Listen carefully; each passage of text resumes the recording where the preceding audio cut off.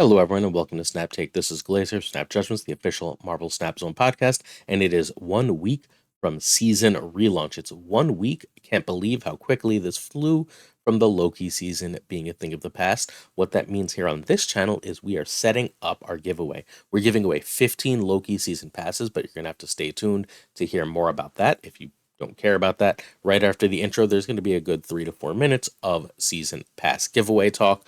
We're giving away 15 season passes this month through 3 different platforms, so make sure you check that out. Today's decks are W's secret High Evolutionary discard deck and Kraken Null's secret sort of Ravona discard deck. I don't even know how to describe this thing. It's the latest evolution of his Jund deck. Both of these decks are absolutely great, and I want you to try them out. Before we get there, though, I'd like to encourage you to hit that sub button. It not only helps us out and costs you nothing, we do our very best to bring you 2 at least proven decks every single weekday on this channel. Today alone, there will be 2 different videos. We're going to do this one, and later on, we're going to talk about all the different Michael M. I keep calling him Michael. Mobius M. Mobius decks. We're going to go over a ton of Mobius decks, what to do with those spotlight caches, what your opening strategy should be, should you use tokens, what about Evolutionary and Kang. All that good stuff is coming later today. We have you covered for all your Marvel Snap needs. We bring you proven decks that can get you infinite, decks that'll get you infinity borders, and infinity is just about to open, and decks that'll help you climb that infinite ladder. Wherever you're focusing, we've got proven decks you won't find anywhere else that can help you climb. So please hit that sub button. It really helps us out. And if you're willing, like and comment. Let's talk giveaway. All right, let's say what Elsa Bloodstone is first, right? This is the Elsa Bloodstone season pass, and the giveaway is kind of always worth it, because the season pass is insane value. Not only is it a Series 5 card, right? It's something like $200 worth of value in terms of gold and everything else that you and variants and so on that you get from the season pass bundle for only $10. So even if Elsa wasn't going to be great, and she's going to be great, this season pass is always worth it in Marvel Snap. So Elsa is, as of data mines, this might change, as always, excuse me, a 2/2. Her ability is when you fill a location, the card that fills that location gets +3 power. So what we're thinking for her, what most people are thinking for her, is something like you go Elsa on 2, Brood on 3, and then you can start dropping Kitty to fill that lane over and over, and Kitty is going to get +3 strength for filling that lane every single time. Bounces back with that +3 strength, gets 1 more, so +4 strength every Kitty from turn 4 on. Seems like it might be pretty good. If you liked Shuri Kitty, well, welcome to Elsa Kitty. It's going to be great. Okay, we'll talk more about that season pass next week. We're going to do our usual ridiculously huge season pass card preview, where I give you like 10 decks, and then we talk about all the other season pass cards and what your spotlight cash opening strategy should be for the month. Before we get there, let's do the giveaway. The first is later today or tomorrow over on Marvel Snap Zone, marvelsnapzone.com, the site I write for, the site that hosts our podcast. You can get one of 5 season passes. All you have to do is find the article that announces the giveaway.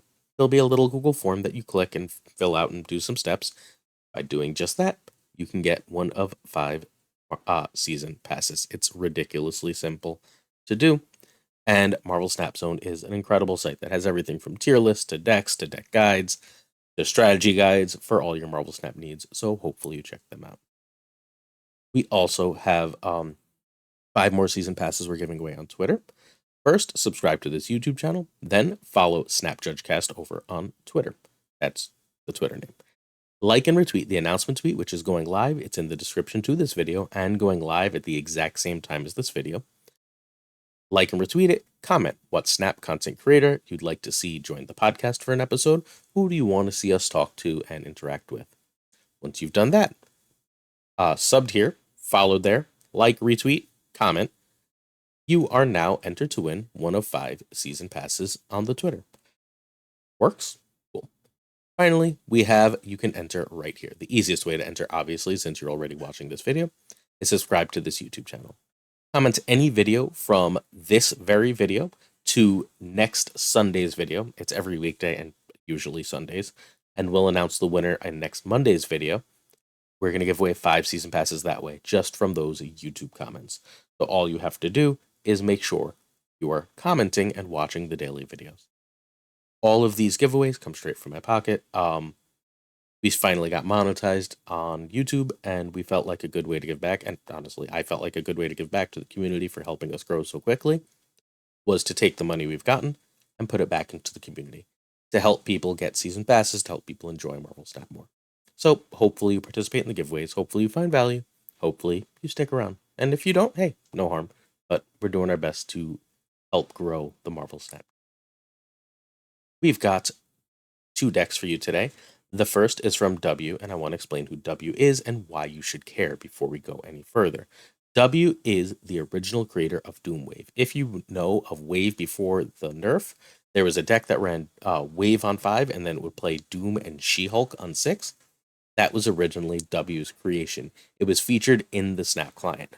Almost all the Doom waves you've seen, from the recent Claw versions to the return of Doom and the Evolutionary versions, are W's decks. He's brilliant and fantastic. He also wins major tournaments. He came in second at SnapCon. He's won a Snap Battle Arena or Snap Fan Open, one of the two. And he created the Thanos control list that was running around about a month ago, right before the Soulstone nerf, the one that was running right before the Spider-Man rework, if we're being more accurate.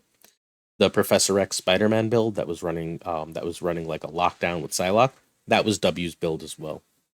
He's brilliant. He's fantastic. It's criminal that he's not huge. He's one of the best players and deck builders in all of Marvel Snap, bar none. Check him out at twitter.com/W_Marvel Snap or twitch.tv/W streaming. We've also got Kraken Null. Kraken Null is wildly underrated. Completely original deck builder. Hit infinite with move every season when everyone swore move is unplayable. Phenomenal player. Can win with almost anything, but when he posts a deck, turns out that deck is like a secret meta sleeper that a bunch of people can climb with if they know where to look. Kraken Null has been working on a deck he's called Jund. The most recent version of Jund might not survive Mobius, but if it does, it's going to be great, and you at least have a day to take advantage of it because this was just posted. So make sure you check out Kraken Null at twitter.com/Kraken Null. All right, this is W Secret Deck. W was part of Snap Stars this Friday. Snap Stars is a Marvel Snap content creation thing hosted by Team Impulse. It's like teams of 4 against each other for $400. It was Team W against Team Lambie. W busted out this secret deck against Lambie. Lambie got the God draws and his Lambie, so won, but it was incredibly close and incredibly highly contested. But you need to make sure you're checking out Snapstars and Team Impulse. I'm going to have more on this soon, but Team Impulse is hosting this giant tournament series with like thousands of dollars of prizes, which you can get just by entering freely and playing Marvel Snap, which like culminates in this giant in-person tournament. Tons of people are involved, from like Lambie and W to our friend Super Tech God to like our Marvel Snap Zone friend Bohe. Like tons of people are involved. You need to check out Team Impulse. I got you with more information on that as it comes. Keep your eyes out. Here's W Secret Deck. Enough extra stuff. This deck looks like a regular high evolutionary Infinite deck, except it's not running any of the magic shenanigans. Instead, it says, what if I can hit that Infinite She-Hulk or Hulk with Shocker, or discard it with Blade or Lady Sif? If you can do either of those, right, your pass on turn 5 allows you to double the giant cards, right? As long as one is She-Hulk. Um, a 5-cost Infinite, you can then pass turn 5, right? And now you've got 5-cost Infinite and 1-cost She-Hulk for the last turn. No extra steps needed. If you've discarded the cards, well, you can still pass turn 5, or you can just play turn 5, Ghost Rider back an Infinite, right? And then just drop a Hulk on turn 6. Your opponent will have little to do with this. You've still got, as you go, because you're passing a lot of energy, your little bits of extra power from cards like Cyclops, Sunspot, and Misty. You've got your America for consistency. This deck is awesome. I've been messing with it. It's really, really cool. It doesn't always come together, but there's so many fail cases where like, oh, wait, I could do that. Oh, wait, I can do that. Happens that it's kind of nuts. All right, you're going to need High Evolutionary, but he's in Spotlights tomorrow. He comes in the Spotlight caches with Mobius. So, like, hey, spoiler for later's video. If you need Evolutionary and you have Mobius, open tomorrow. And again, take a look at this deck. There's nothing else that's Series 4 or higher. There's no Nebula in this deck. It's just High Evolutionary, and you should with relatively soon be able to play this deck. In fact, most of it's Series 2 or lower. All right. This is Pseudo Inchinot. Inchinot is the deck that was running Infinite She-Hulk, but was running cards like Magic and Leech and Legion to try and protect it. Instead, this does the same thing without the need for extra turn. So turn 1 is Sunspot or Misty. Blade, if you can hit Hulk or especially Infinite, that you're basically saving Blade for a turn where you can guarantee yourself that 6-cost hit. Turn 2 is Shocker if it's Hulk, She-Hulk, or Infinite. Otherwise, it's just Sunspot or Misty. Again, Blade if Hulk or Infinite. I'm going to stop going over that. You get the idea. You Blade if it's Hulk or Infinite. You Shocker if it's Hulk, She-Hulk, or Infinite, because that will allow you the skip and double spell on turn 6. Turn 3 is Cyclops or Sif, if same thing as Blade. You're going to have to be careful with Sif, right? Unless it's turn 4 and that'll be like passing an energy. You're going to risk chucking She-Hulk. It kind of sucks when you do, but like, so be it. You're going to take that 50-50 a lot of the time for the deck. Turn 4, same discard rules, and you're playing Cyclops or Ghost Rider. If you sift a She-Hulk, right, like, and you know they're playing a Loki deck that's not likely to be running Shang, feel free to just drop an info and be like, challenge this lane, right? You need to know the meta really well for that, but a lot of decks right now are not running any kind of Shang-Chi or giant thing that can deal with these cards. Turn 5, Ghost Rider. If you can She-Hulk, you can please feel free to just She-Hulk. If you haven't gotten any of your other combos on, let's say you went something like Sunspot into Misty into Shocker into Cyclops, but you haven't gotten anything great out. Now you can just drop She-Hulk on turn 5, right? Feel free. It's still 5/9. It's great stats. And then turn 6, you drop the biggest thing you got, but your real hope is that you could pass turn 5 and then double drop huge things that your opponent can't deal with. You've got enough passive power, little things that gain power from cards like Sunspot, Misty, and Cyclops, that when you drop that giant like Infinite or Hulk at the end with She-Hulk, you win the game. It's super sweet. One last look at this deck. It's really great. I love it a lot. Props to W for something so original and creative that takes something we thought we knew and turns it on its head. This is going to be an amazing surprise deck on ladder, as an opponent's going to have no idea what you're doing for at least a little while. Quick variant talk as always. This is the bundle Sunspot. I love the bundle and the Twitch drop Sunspot. They're both great. For my money, this is the best Misty. It was apparently a beta card that they released in bundles. I bought the bundle because I really like it. I think this Shocker's raggedy. This looks cool. Jim Lee Cyclops, A+. I bought the Sif last week. Got that last week, and I really feel like this is one of the hulkiest feeling Hulks. I don't love the blade. This is the Avengers blade. It doesn't feel especially blade to me, but it's the only blade variant I've got, so it'll do for now. Same deal for She-Hulk. Am I out for a good She-Hulk? I don't know which one I'm looking for. And this Infinite, I have 2 Infinites. They all look kind of the same, so I don't have any like huge love for these Infinites. And our hip count is at a lowly 1, which is a little sad for this deck. But the Sunspot, the Misty, and the Cyclops, and the Hulk are all, and the Chavez are all great variants.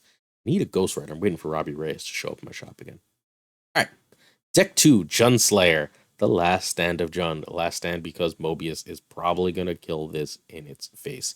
Because this one runs both Zabu and Ravonna Slayer.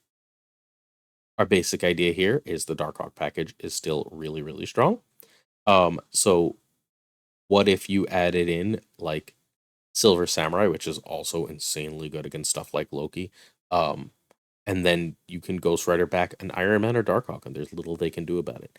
Darkhawk is really nice. A lot of people don't like Darkhawk into Loki because they can get so much bigger, but it doesn't usually bug me because like they're gonna need a real perfect draw for that to happen, right?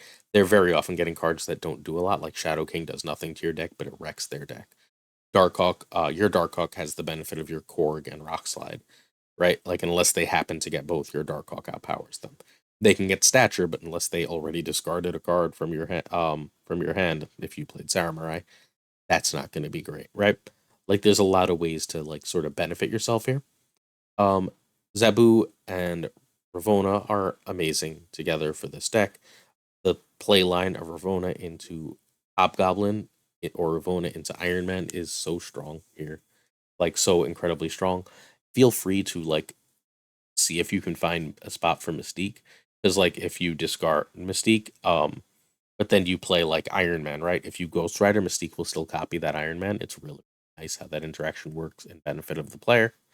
And you've got your just end game massive power spike of like you've got everything cheap from Zabu and Ravona, right? And then you've got a 1 cost stature and a 2 cost Darkhawk and whatever other nonsense you need to like dominate the game.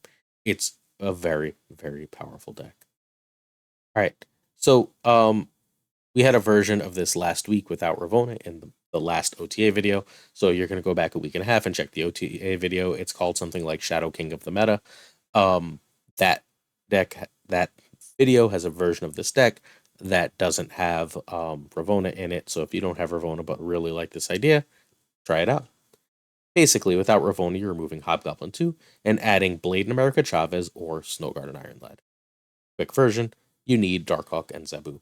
So someone asked me in the comments yesterday, do I still think Zabu is worth it with Mobius coming out? I don't think it's as high priority, but if Mobius is that good, it's got to get nerfed somehow, right? Like they're not just going to kill half the game and keep Mobius completely in every deck forever, which means Zabu immediately gets good again because Zabu is great.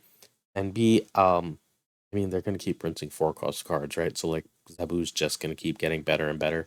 Ravona is just going to keep getting better and better. That's the kind of card I like as an investment if you're not willing to wait. Although, like, seriously, second dinner, please make Zabu a Series 3 card already. Kind of obnoxious that it's not. Hopefully, next week at this time, we'll be talking about how Zabu is moving down in series. All right. Last 2 days of this deck, but it rules. Turn 1 Korg, turn 2 Zabu, turn 3 Ravona. Turn 4, you're going to Hobgoblin or Silver Samurai. Your backup plan to Ravona, by the way, is Rock Slide on 3. Turn 5, Black Bolt, Iron Man, Hobgoblin, or Silver Samurai. And turn 6, go off. Try and go off a little sooner if you think they're going to wave, but go off. Ghost Rider plus Darkhawk plus Stature is completely nuts at the end of the game, right? So you Ghost Rider back Iron Man, and then you have fun, right? It's so strong. It's so versatile. There's so many different play patterns. When you watch your opponent Shang-Chi get discarded, or you watch your opponent's Collector get discarded, it's just a really nice feeling. You end up being like, oh, well, I'm very confident snapping, and they're going to run, sure. But congrats, you just got your cubes, your snap points, whatever it is your role was. This deck is awesome. All right, this deck is more like it on the hip category. We've got 3 hips, although one is aspirational. I'm still holding out for that Zabu, which has never shown up in my shop. But we've also got the best Darkhawk and the best Rock Slide in this deck, and the best Silver Samurai. So I'm a big fan of all of these. I've got 2 Iron Mans I'm completely torn between, and I'm holding out for both the Stature and Black Bolt hips because they're gorgeous. I need a Shadow King, I need a Ghost Rider. I know, we're working on it. Not that Zabu is so good. Oh, we've got 4 hips here because I always forget that Korg is a hip too. They've got Korg, Hobgoblin, or Ravona.